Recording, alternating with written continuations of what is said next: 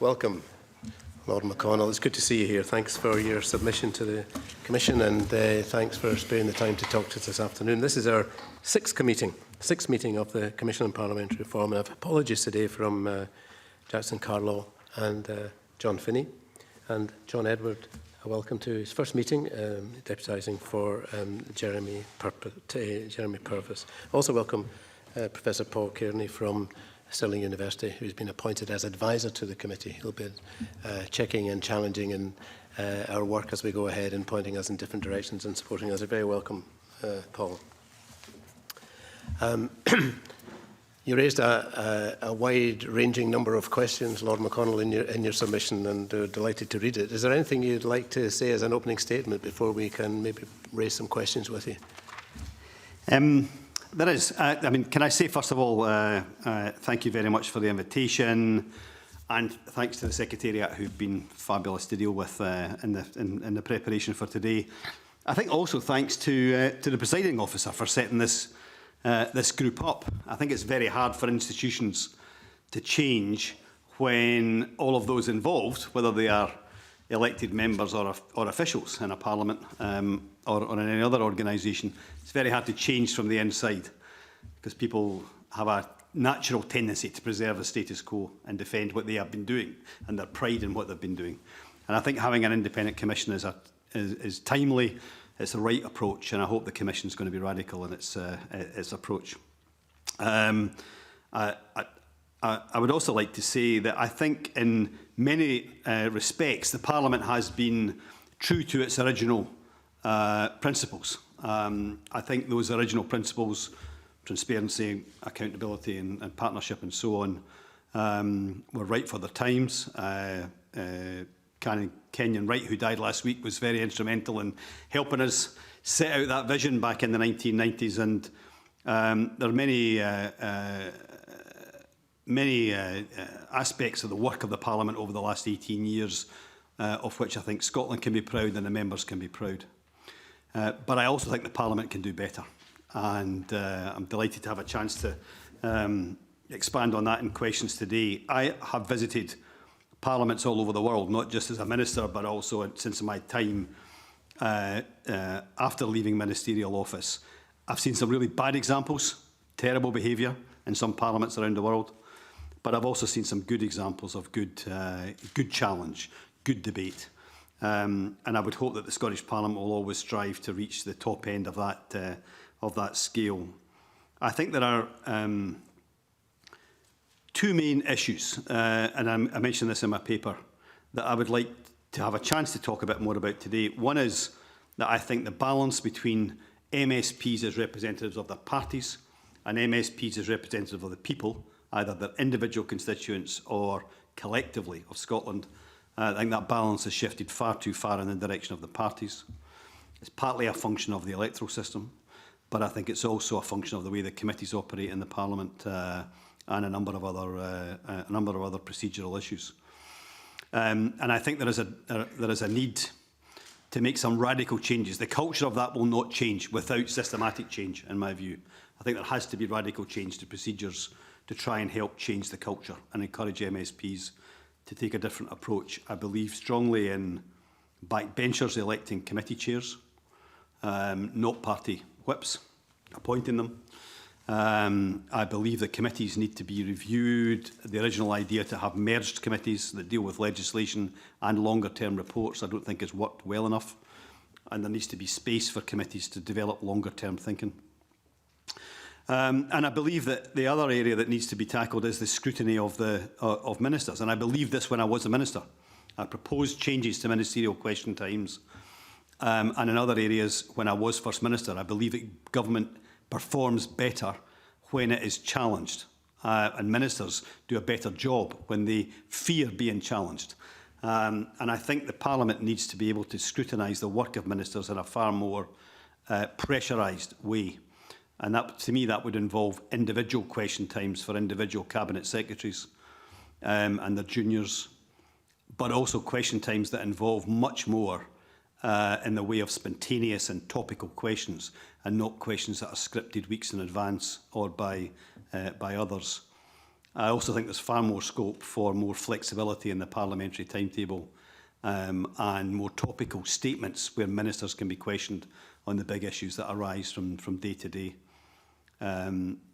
We were right in the early days of the Parliament to avoid the worst aspects of the old traditional Westminster system.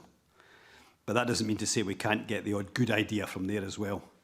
And I think the way that Speaker Bercow, for example, who I probably wouldn't have voted for if I'd been a Member of Parliament, the way that he has revitalised the House of Commons by the use of daily statements and urgent questions, bringing ministers to the House, making him or her answer questions, I think has been a really powerful change in the UK Parliament in these difficult times. And I think that kind of spontaneity is really important for a Parliament to work well. And the final thing I wanted to say by way of introduction was I consulted quite a lot of people before I came today to get myself up to date and to see, what people whose opinions I trust, felt about the way the Parliament is today. And it was interesting. Without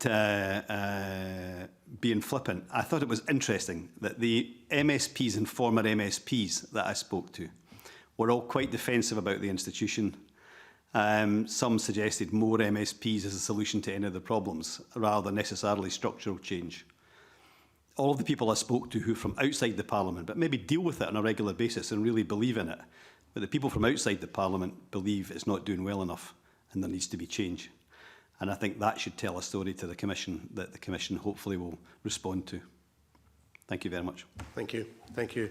Do you think that the hold that a political party has over its members in any parliament, in any legislative assembly, can be dealt with by procedural change? External changes with the way that this parliament works could affect that relationship.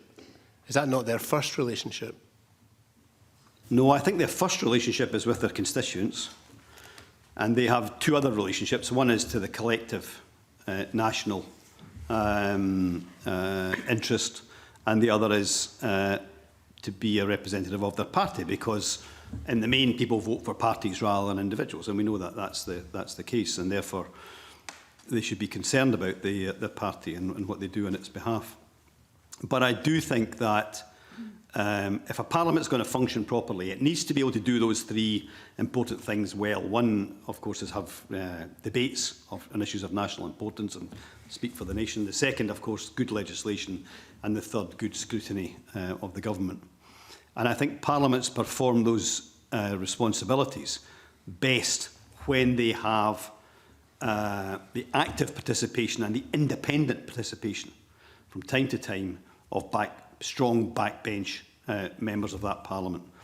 And I think the way the Scottish Parliament has operated from the very beginning, particularly in relation to the chairs of committees, and the more and more partisan way the committees have behaved over the years, with a few very good notable exceptions, but they kind of prove the case, I think. I think that needs structural change. And the way to deal with that, I think, is to put the election of committee chairs. The distribution of committee chairs amongst parties can be done in the way that it's done just now, because that's right and proper. But the election of the committee chairs, I think, should be in the hands of the backbench members of the Parliament, and it would change the nature of those committees almost overnight in some cases. It's been put to me that the electorate is too small here at 129, and if you take off the 20 plus who are associated with the government, that electorate is too small to have viable elections for committee chairs, unlike Westminster with its 650. Do you think there's anything in that argument? No. Right. Nothing at all in that argument. Nothing whatsoever. There are very good elected assemblies, parliaments, bodies in the world that have less than 60 members. So you don't need a huge electorate. What you need is quality, not quantity is the issue.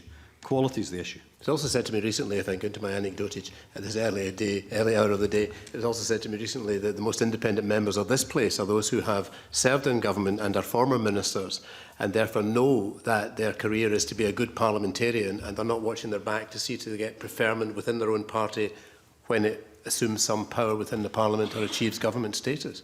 I think, again, that's true in most parliaments. I mean, to some extent, confidence and impact in a parliament can come with experience. And if people have held ministerial office, then that helps them with that experience. So that, again, that's true in a number of parliaments around the world. That's not an unusual thing here in the Scottish Parliament. I think what works against that in the Scottish Parliament is the structural bias in favour of the party whips. And it's that structural bias, I think, that you need to tear away. I've got to open this up to discussion any second now, but can I ask you one thing about just one other thing from me at the beginning? You mentioned the electoral system. Do you think there's a relationship between the electoral system and the way this Parliament works? That you change the electoral system, you could improve the relationship between the party and the Parliament? Well, I think the Parliament was always, in my view, rightly designed to be elected on the basis of proportional representation. I believe that in order to reflect all of Scotland here in the Parliament, it was important to have that kind of system. But at the same time, while again I completely understand the reasons why we went for a mixed member system back in the 1990s, I think that system in practice has led to at least some members owing more loyalty to the party than others. That was always the case under first past the post as well, where people felt they were in a safe seat. The loyalty was perhaps to the party.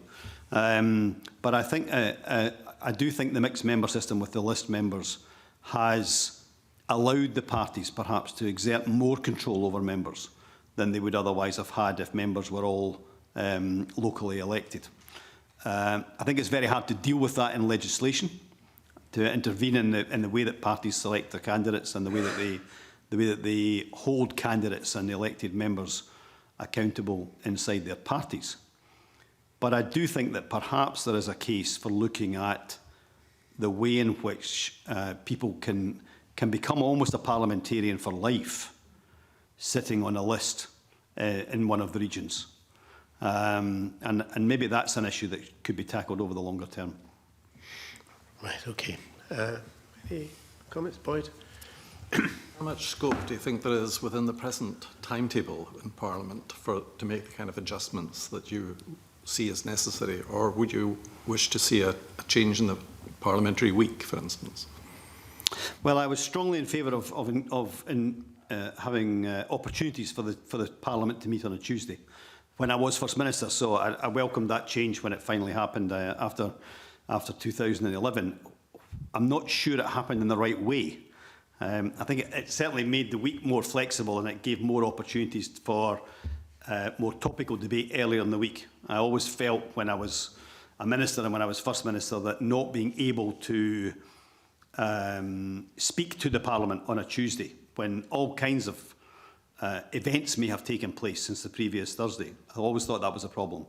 But I also thought it was a big problem for MSPs not to be able to question ministers at the beginning of the week. So I am in favour of a more flexible parliamentary week, and I would be in favour of more flexibility generally. I think the rule that the Parliament and the committees, if this is still in place, don't meet at the same time is too inflexible. I think that the almost complete ban on evening sittings, I think, is inflexible. I think there's perhaps a time when a big debate is taking place, when to go into the evening, or on legislation, to go into the evening would be a good thing. Not just for time, but also for drama, which a Parliament needs to have a bit of drama as well. But I also think being able to question ministers at the start of the week, given the events of a weekend, I think is quite important. So I would be in favour of more flexible parliamentary scheduling, as well as a more flexible approach to timing. In that way that you would release more resource for scrutiny and calling ministers to account rather than have more members? Well, I'm strongly against having more members. Please do not be in any doubt about that. The Scottish, as I think Michael Keating might have said to the Commission, and I've done my own research on this, and the Scottish Parliament is already larger per head of population than almost all comparable parliaments in the world. And certainly those that we would, for as long as the Scottish Parliament is a devolved Parliament, those that we would compare ourselves to, those historic nations, if you like, that certainly I compare Scotland to, like Quebec, Catalonia, Flanders, Bavaria, these kind of places, our Parliament has more members per head of population than these places. And I think that's to suggest that we should have more members, I think is would be the wrong solution to the problems that people have, I think, rightly identified. I know it's been said that there are some parliaments for countries that are of a similar size that have more members, but if you include the MPs who represent Scotland at Westminster and regard Scotland's parliamentary representation as more than 180 rather than 129, then even that argument I don't think stands up. So I think I believe that I'm not stuck to a figure of 129, but I think more MSPs is far too easy a solution. You know, the solution here is to change and do it better. If I go back to the issue about the relationship between the government and the Parliament, and one of our tasks is to make recommendations to support the identity, the separate identity of the Parliament from the government, so that citizens around the country can understand the relationship between the two and the distinction between the two. And some of the people we've spoken to, some of the people I've spoken to certainly say that the government, people aren't sure about what the Parliament does. They know what the government does. It's the government. It's in the press and broadcast every day, and people know what it is, and you get First Minister's questions and they know what ministers do. Do you have any thoughts with your period as First Minister about how you could underpin the parliamentary, the distinction of the Parliament to the government? Well, I don't underestimate how difficult that challenge is, and I think it's important to be realistic about it. You know, I think governments are always going to have a stronger identity and a more, a more day-to-day relationship, I think, with people's thoughts about how they are governed.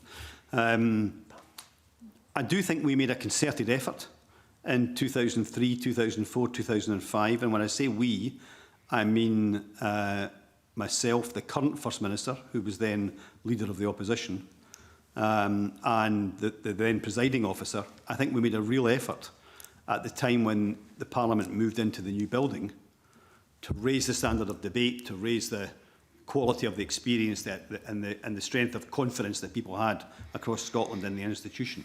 And I think that had an impact for a while. I do believe there is a role for a strong parliamentary profile. But I think unless the Parliament is, in a very public and perhaps occasionally dramatic way, holding the government to account, it doesn't necessarily deserve a separate profile. So I think the Parliament has got to do that job itself. The Parliament will get a separate profile by its actions, not by information leaflets. Okay. Thank you very much for coming along today to talk with us.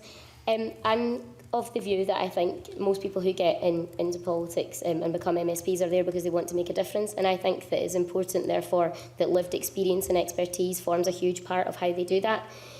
Are there examples you can draw on from anyone else that, in your experience as to how we could structure civic society in a way that would encourage their influence on Parliament and also encourage them in terms of the scrutiny that Parliament receives? The first thing I would say is I think this is one area where the Scottish Parliament's actually better than a lot of other places. I know a lot of what I'm saying today here is critical because I think the job of this commission is to improve what's here, not just to sort of defend what's been good. So I'm stressing those perhaps more negative points. But I do think on the positive side, the way in which actually, in the main, government in Scotland, but also the Parliament and its committees, have engaged with people who bring evidence to the Parliament, I think has been very positive. And strengthening that rather than turning it over is, I think, is critical. I think there are maybe two areas where this could be improved. One would be that I think, as is the case again in almost every democratic parliament in the world at the moment, the professionals have a better chance to influence what's going on than people who are not employed for that purpose. And I think the Parliament's committees and MSPs need to be strong in seeking out and making sure they listen to the voice of ordinary people and their experience rather than those who are paid to represent them. And that goes right through the voluntary sector as well as business and public authorities. And the second area I would say is I think there's much more can be done in post-legislative scrutiny. And that's an area where I think the experience of people trying to implement legislation is very important. And I think the Parliament as a whole still hasn't quite cracked that, and there's more to be done. If I can just give one there are lots of good examples, I think, over the years. Not enough, but there are lots. I think a terrific example was in 2000 when the then Education Committee that was chaired by Mary Mulligan MSP was instrumental in finding the solutions to the problems of the collapse of the Scottish Qualifications Agency and the thousands of wrong exam results that had been sent out.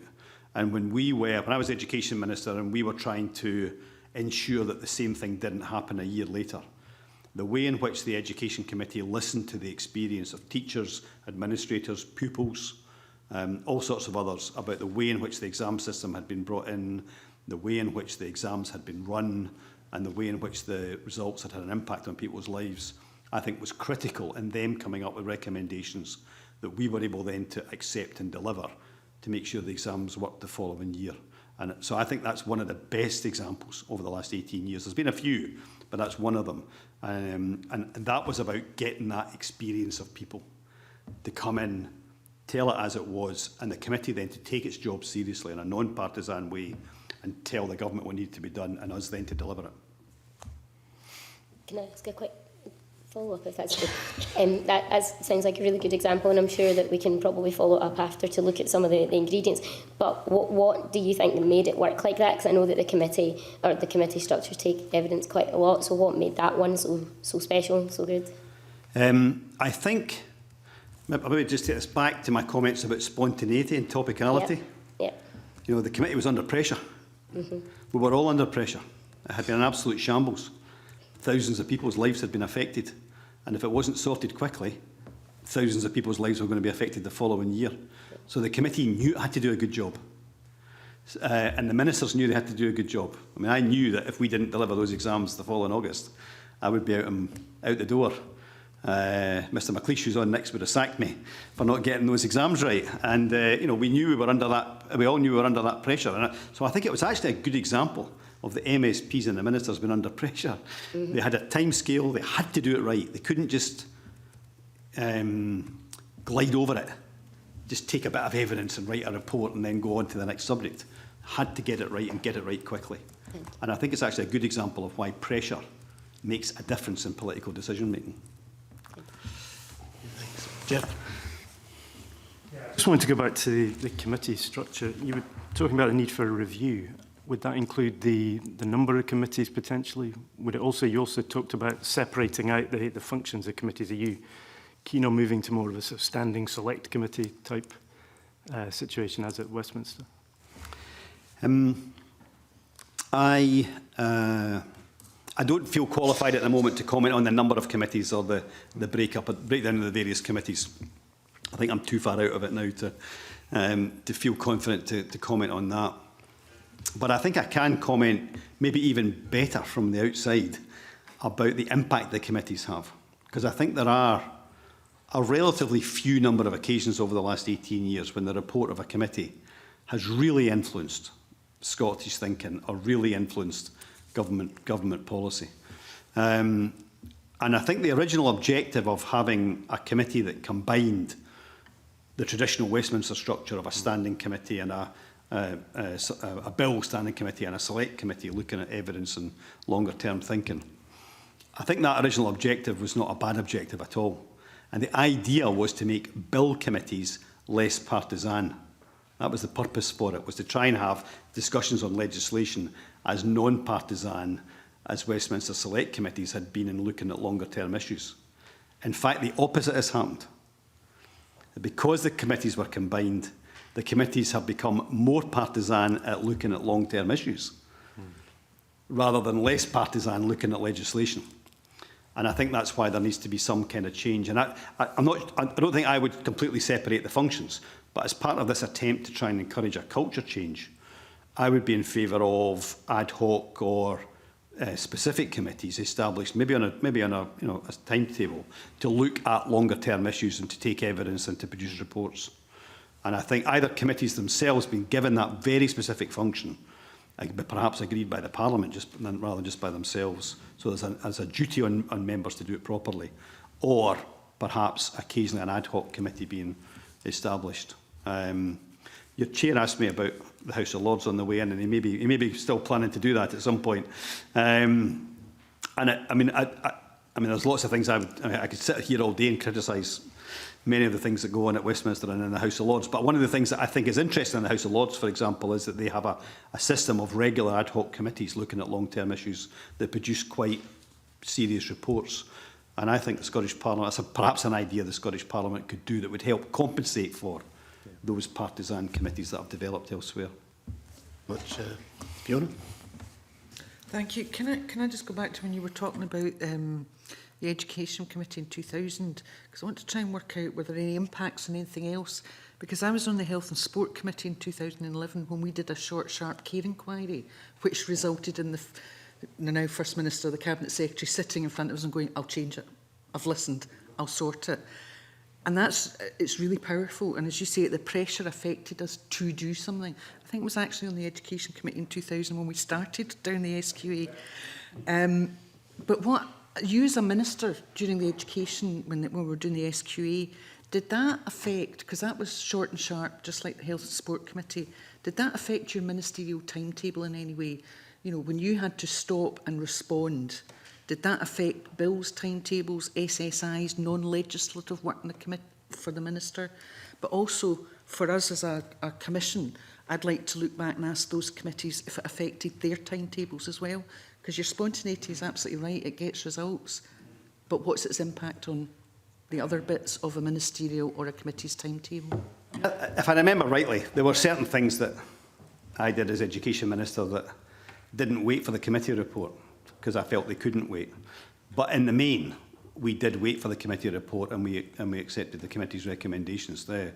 And you know, in that situation, my view is that ministers have to be brave enough to say to the committee, sorry, I couldn't wait, but also be brave enough to wait, if they can, and listen to what the committee's got to say. And that's in the hands of the ministers. And then the Parliament should hold the minister to account for that.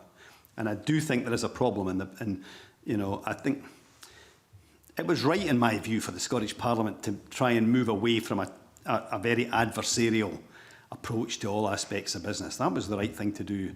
But I think to move away from adversarial and become almost non-challenging, to make it too easy to hide, I think is not the right thing either. And I do think that, and I've thought this from the very beginning, I think the grouping of ministerial questions, first of all, and all the ministers being there on the same day and getting a question each, and then groups of ministers coming in on the same day and getting questions to more than one department. It's just not worked. It doesn't catch anybody's imagination out there. Nobody comes away from those question times thinking, you know, got them on that, they're going to have to think about that. Nobody's ever resigned following a ministerial question time in the Scottish Parliament in 18 years. Not one minister's ever had to resign following a bad performance at a ministerial question time in 18 years.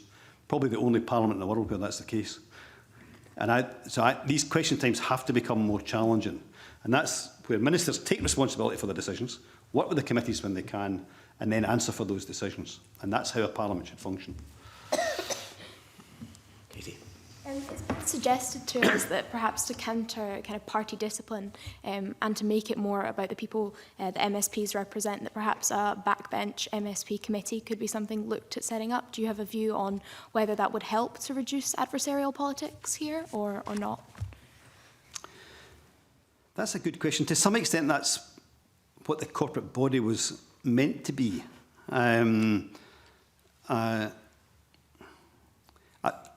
To be honest, I don't feel close enough to the current arrangements to have a very strong opinion on the business bureau. Is that right? Yeah, and the corporate body, and the possibility of a backbench committee. What I do sense is that people don't think it's working. And therefore that's a problem. I mean, so if there is a problem, then some solutions need to be found. But I think maybe in the round, rather than just adding another committee, I mean, I think I would also look at how those that are currently tasked with the responsibility of, for example, the parliamentary schedule, as the Business Bureau is, or the running of the building and the way people are involved in that, as the corporate body is. I would try, I'm very keen that things are looked at in the round and changes are made rather than just things are added on, if that makes sense. Joanne, and then Lorna. I was on the Education Committee as well, if I recall. I think at that point... I picked the right one to praise then, didn't I? I think at that point in time, the Parliament, it did feel very unstable. I think it felt as if we're going from crisis to crisis, and probably the Education Committee and its report and get something stable out of that probably contribute to the stability that I think you then produced. I'm very interested in what you're saying about question time, and I'm sure there's lots more detail you could provide in that. Specifically around FMQs, from your experience and observing it now, I think we would all agree, first of all, it can't go because your idea of drama is important and people have some sense of it. How does it need to change? Or have you sort of given thought from your perspective as somebody who was at the wrong end of it and probably found some of it quite tough? How does it need to change so that you as a First Minister is properly held to account? I mean, obviously, First Minister's questions from the perspective of the First Minister is tough. I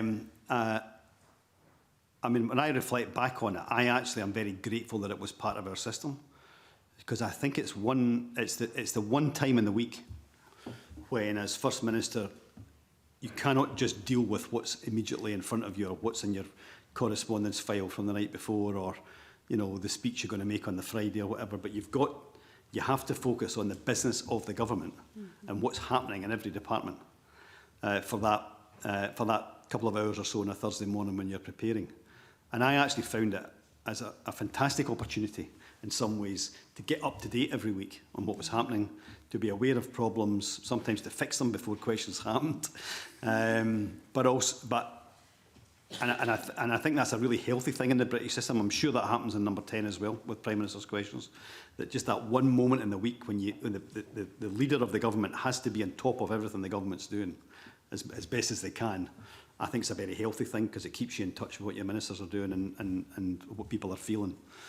I understand the timing has been extended, and I think that's probably a good idea. If it has led to more spontaneous questions, that's the bit I don't know. If extending the timing leads to more time for frontbenchers and less time, and no more time for backbenchers and no more time for spontaneous questions, then I don't think it's healthy. I don't want to sound dismissive of those who ask the questions, but I do recall having almost a sense of relief when we got on to question 3, 4, 5, 6 when I was First Minister. And it was something that was a physical thing almost, that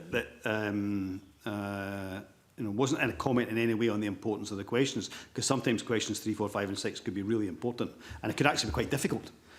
But the fact that they weren't spontaneous, and unlike the first couple of questions, I think meant that it was a very different environment. So again, partly so the First Minister's on top of the job, partly so that MSPs are able to come along on a Thursday and think about what they might ask.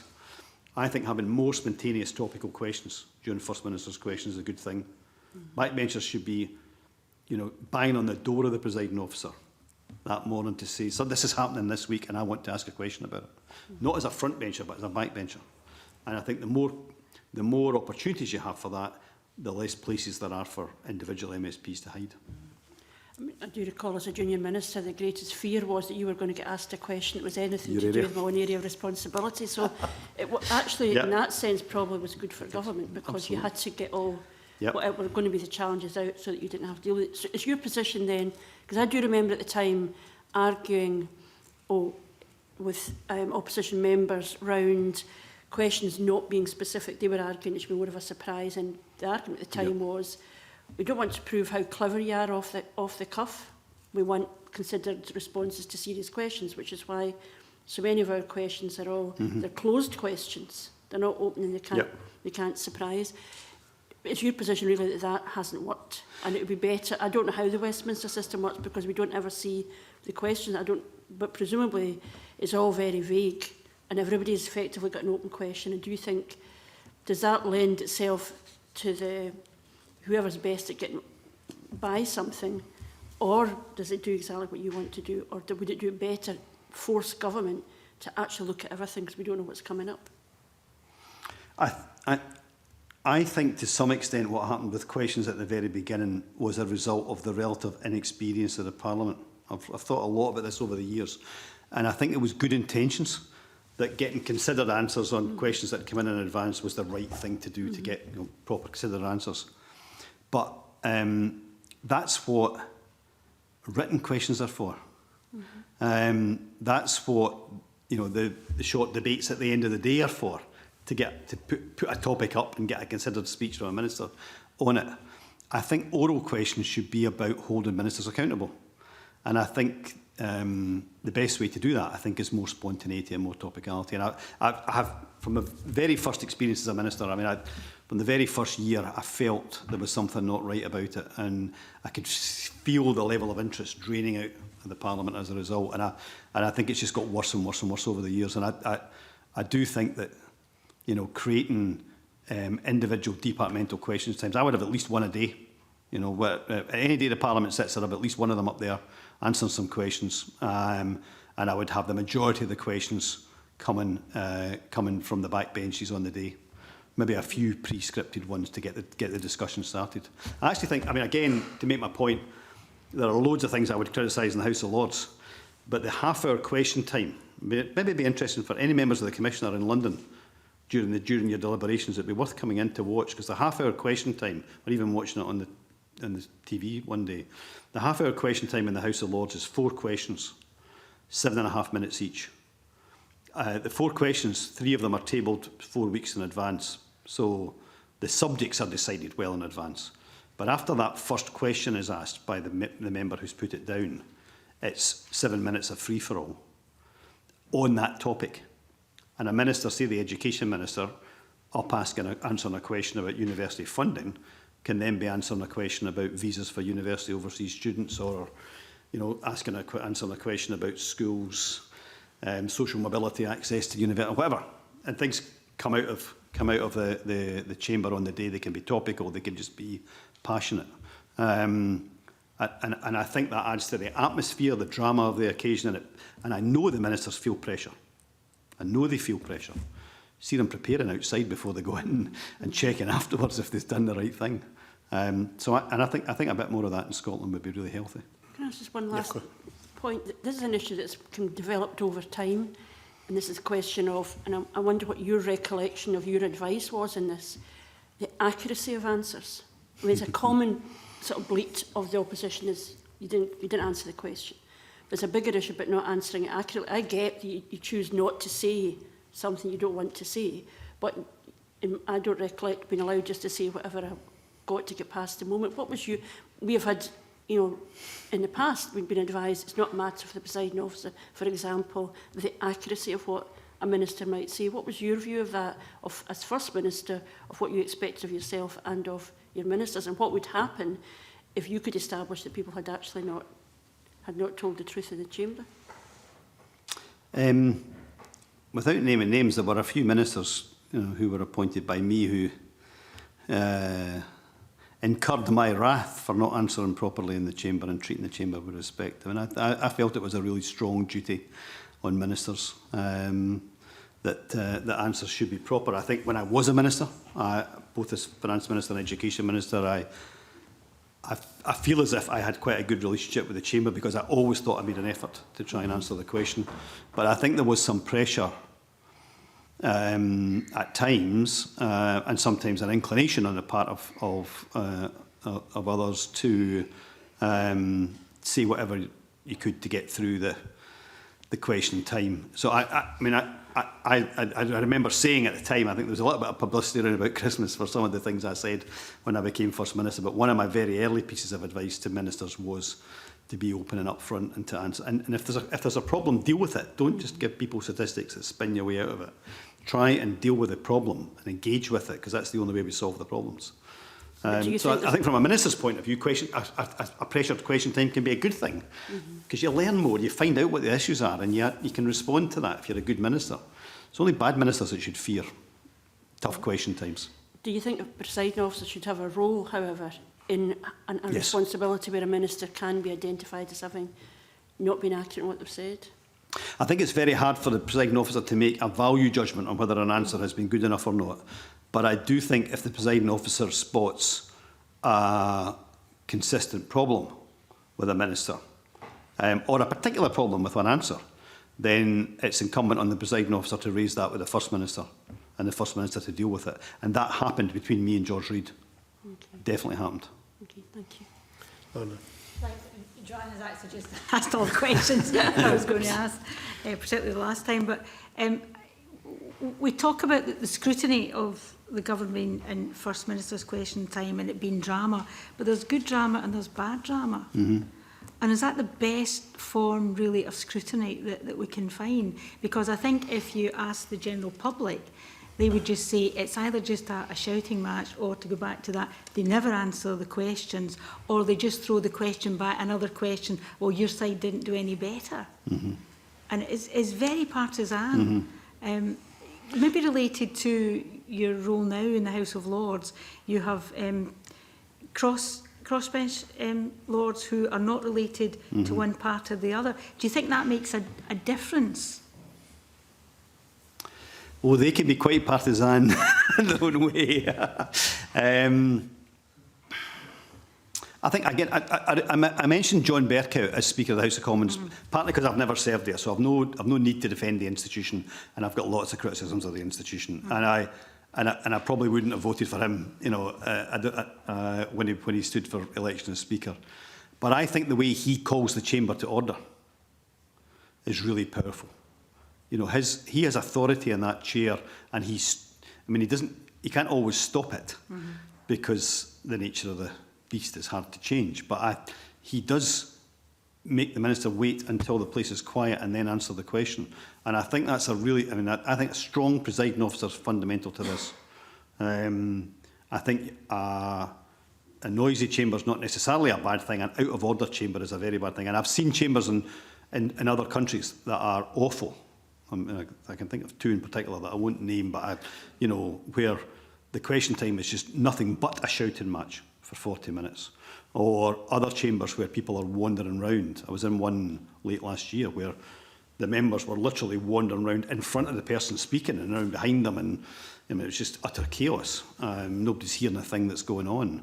Members of the public sitting perplexed in the gallery. And I like the fact that we're orderly here in Scotland, but we need to not be boring. And I suppose that's really a plea, and we make it just a little bit more interesting and challenging than it is at the moment. We can do that without making it disorderly, I think. I can't promise not to be disorderly, but I'll try not to be boring. You have a reputation, Mr. Actually, to build on a couple of points that we've heard already, you spoke of Speaker Bercow and also of the crossbench peers in the Lords. And both of those areas interest me in terms of diversity in Parliament. So, for example, we know that Speaker Bercow did quite a bit of work around bringing more diversity to Westminster and made recommendations on that. Also, the crossbench peer approach, I think, is quite interesting in terms of people being appointed on their specific expertise, for example, in disability or something, like Tanya Gray-Thompson. Now, notwithstanding all the issues around accountability and appointing people versus electing people, etc., can you see, or are you aware of any examples from things that perhaps around those areas that I've just described, or other areas in which you've worked, where we could create greater diversity in Parliament, either through things like that or through party political systems, or indeed is there a role for Parliament to proactively drive greater equality and diversity, for example, through committee membership? ultimately, nothing beats the parties doing this properly, because the parties dominate elections and the candidates therefore become critical. And the parties delivering proper diversity amongst their elected members is essential. And to some extent, whether the parties deliver on that or not is down to the voters, because the voters have got to start insisting on it. And it's sometimes too easy to blame the parties when the voters tolerate it. I think voters should be stronger with parties that don't deliver it, to be honest. But I think, and I think the way that the Parliament then, in some ways, compensates for, the failures of the parties in that respect, then the evidence sessions, the engagement and so on that goes on, I think is important. I'm not so sure that, I think in a Parliament,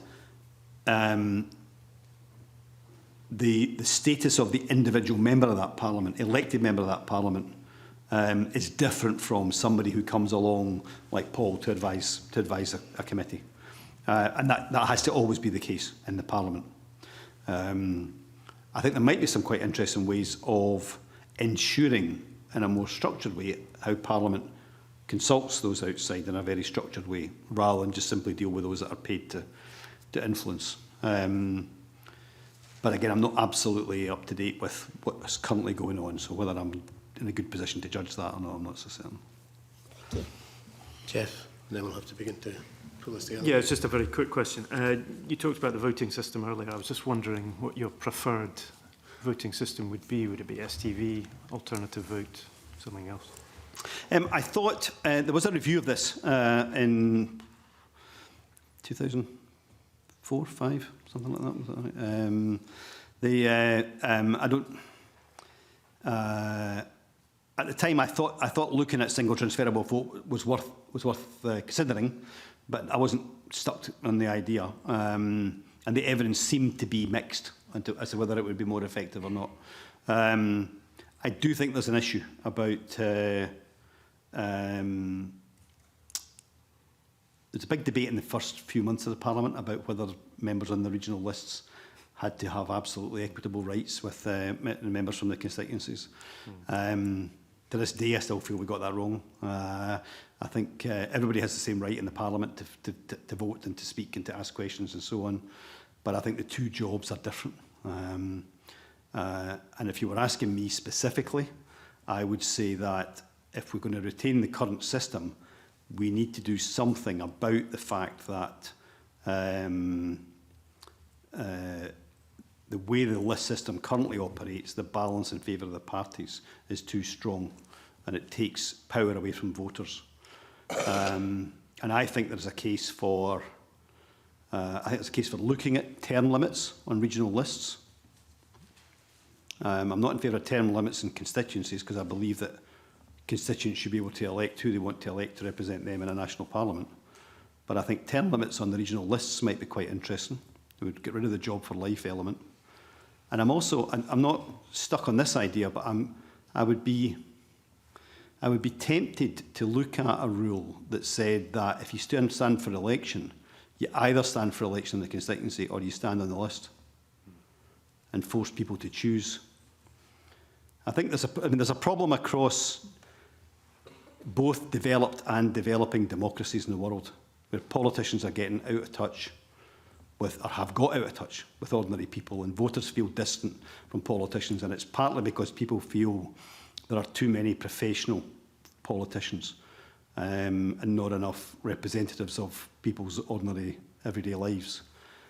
And therefore I think systems need to try and correct that in some way. We can't do that all but through systems. But systems can help correct it. And I think anything that helped this Parliament avoid being full of politicians who had almost had a job for life, I think would be a good thing. And I would be very tempted to look at, I'm not suggesting this is a definite proposal, but I think there's a case for at least a debate on term limits on the lists and a ban on people who are standing in the constituencies and the lists at the same time. Make your choice, put yourself in front of the voters. If you fail, come back next time. If you succeed, get in the Parliament and work as hard as you can. a very short but very basic question, actually, following on from that.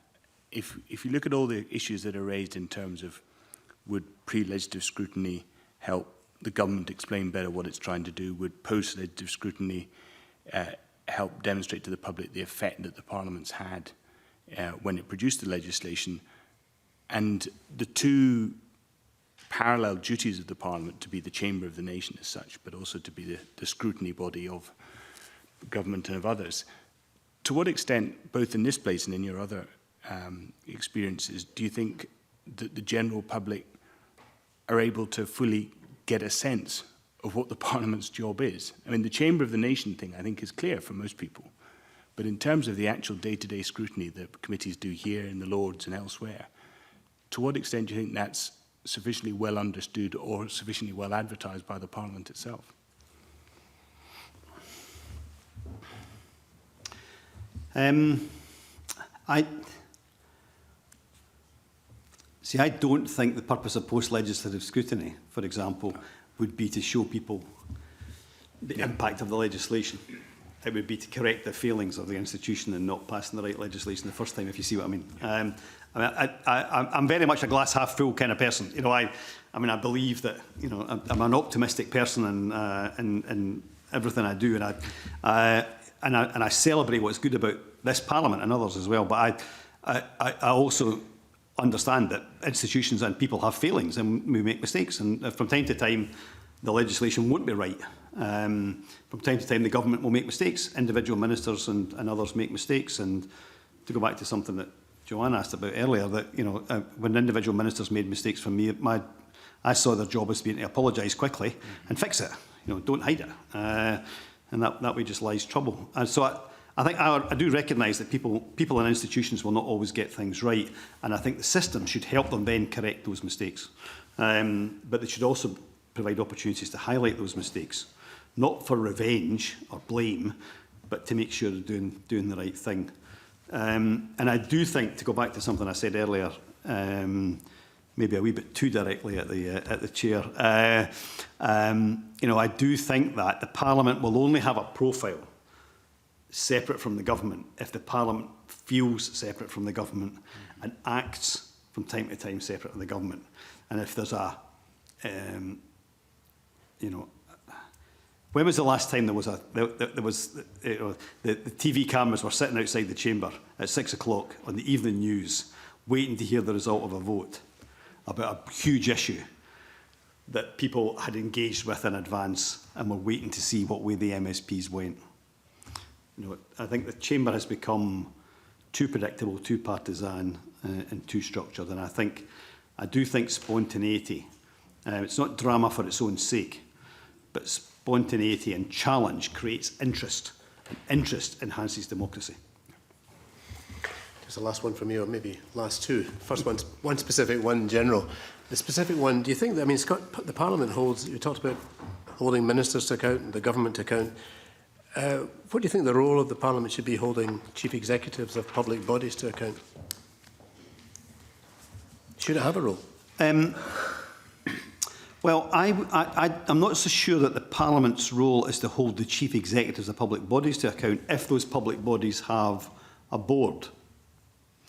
But I do think the Parliament has a role in holding the chairpersons of those, or the conveners of those boards, to account for what they're doing on behalf of Scotland and ministers. And I am not, and I have never been opposed to the idea of some form of confirmation hearings for major boards and major positions. I mean, I think, again, that would be something that the public would find interesting. But I wouldn't do it for chief executives, because I think the chief executive should be appointed by the board. But the chair of the board of Scottish Enterprise, or the chair of the board of some of the bigger institutions, I think the people who go for those positions, being able to demonstrate the support of the Parliament as well as the Scottish Government would be no bad thing at all. Just a final one, really. It's been suggested to me that this Parliament has done well, that by international standards it's doing well. It's fairly young, and therefore it's got a bit complacent. And someone said to me recently, straight to my face, the chances of them doing anything radical, a word you used in your opening remarks, are very slim, because it's doing all right. And therefore there's no motivation, no urgency, no crisis that would impel them to change. And I always remember, I think it was at the time of the 2008, when the Kalman Commission was published, around that time, Professor Kalman said, the most difficult thing to change is culture. And the culture of the Parliament is already forming, and it's difficult to change. If you weave those two together, how would you like to comment on that? Is it difficult and possible to do that? And should we be optimistic about the Parliament's appetite for radical recommendations from this Commission? Look, I think the first thing to say is this Parliament is still only just under 18 years old, so it's still relatively new. And I think it was an incredible job in the early years to get a new institution up and running, and for it to function despite those difficulties that Joanne alluded to, you know, the feeling at times of crisis in the early stages. You know, within a fairly short space of time, you know, we got over them, and the Parliament embedded itself in Scottish national life in a way that was, I think, quite powerful. But there's a reason why so few people vote in Scottish Parliament elections. So the Parliament might be doing okay, but it's not generating the level of public interest and debate that it should. And I think that's why this Commission is so welcome. And I would implore you to be radical, because I don't think it's possible for the elected members of an elected Parliament to be truly radical from inside. I think that this Commission can do that, and can force a debate on these big challenges over these coming months in a way that I think could be very powerful. As I said earlier, I did ask a few people for their opinions before I came, and most of the politicians I asked, you know, it was pretty much more of the same. I mean, slight improvements, but more of the same. But this is a good example of a sort of answer I had from somebody who's outside, who really strongly supports the Parliament, but who works with it on a regular basis. And their comment was, it needs to work harder and longer, become more professional, be expert and smarter. People need to research more, understand business and the economy better, and there needs to be less low-level activity. And that was a very powerful, one sentence, that's all this person sent me. And I think sometimes inside the Parliament, it is easy to miss that is the impression of a lot of people out there. And I hope that this is an opportunity for Parliament to change that. Thank you very much, and thanks for being so frank and honest with us. And I hope that as we go into our deliberations and through the next months, we can keep in touch with us. If there's any other issues we'd like to raise with you, or if there's anything else you'd like to raise with us, I hope you keep in touch with us too. Thank you very much for today. Thank you very much for the chance. Thank you.